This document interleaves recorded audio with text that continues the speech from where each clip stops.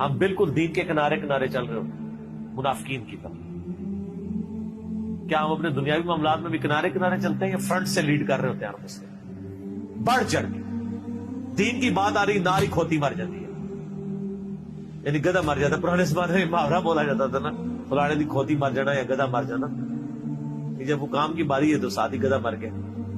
اور کوئی اور اس میں ہمارے ساتھ کوئی ہمدردی بھی نہیں کرتا.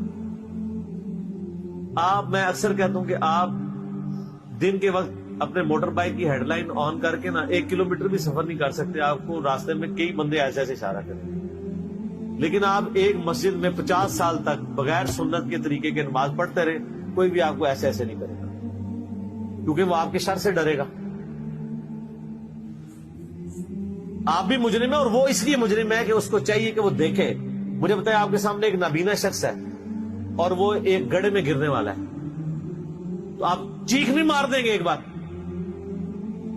اور وہ نابینا بھی آپ کی چیخ کو بھول کے کہے گا شکر اس نے بچا لیا. لیکن دین کے معاملے میں آپ کسی کو پیار سے، محبت سے، کسی طریقے سے بھی سمجھانے کی کوشش کرے تو وہ آگے سے آپ کو دشمن سمجھتا ہے، لیکن دنیاوی منفعت میں نہیں سمجھتا. کہتا ہے مہربانی سر، بڑی مہربانی. دین کے معاملے میں، اور دین کا یہ حال ہے کہ سب سے آخری پرائرٹی پہ ہے. بچہ بھی اسکول میں داخل کرانا 10 بندوں سے مشورہ ہوتا ہے، اور دین یہ ہے کہ جس آپ فرقے کی محلے کی مسجد میں پیدا ہوئے آپ کا وہی فرقہ ہے. ٹوٹل یہ آپ کی تحقیق ہے. میری جو پچھلے دنوں جو ویڈیو ایک چھوٹی سی تھی، زندگی بدلنے والی گفتگو، اس میں نے یہی تو رونا رویا ہے. ادھر تو پیکے والا ہی معاملہ چل رہا ہے. تحقیق کا مطلب یہ سمجھتے ہیں کہ اچھا اب میں نے تحقیق یہ کرنی ہے کہ چونکہ میرے محلے کی مسجد بریلویوں کی ہے تو بریلوی کون ہوتا ہے جس کو یہ کام کرنے چاہیے. وہ اس طرف نہیں جائے گا کہ میں اسلام کو دیکھوں، وہ بریلوی دیوبندی اہل حدیث شیعہ کی طرف جائے گا. یہ آپ نے دیکھا کتنا فرق ہے. کوئی بندہ کہ جی میں تحقیق کر کے مسلمان ہوا ہوں. جتنے بریلوی دیوبندی اہل حدیث بیٹھے ہوئے وہ اس لیے کہ ان کے باپ دادا تھے یا انہیں محلے کو وہ مسجد لگتی تھی.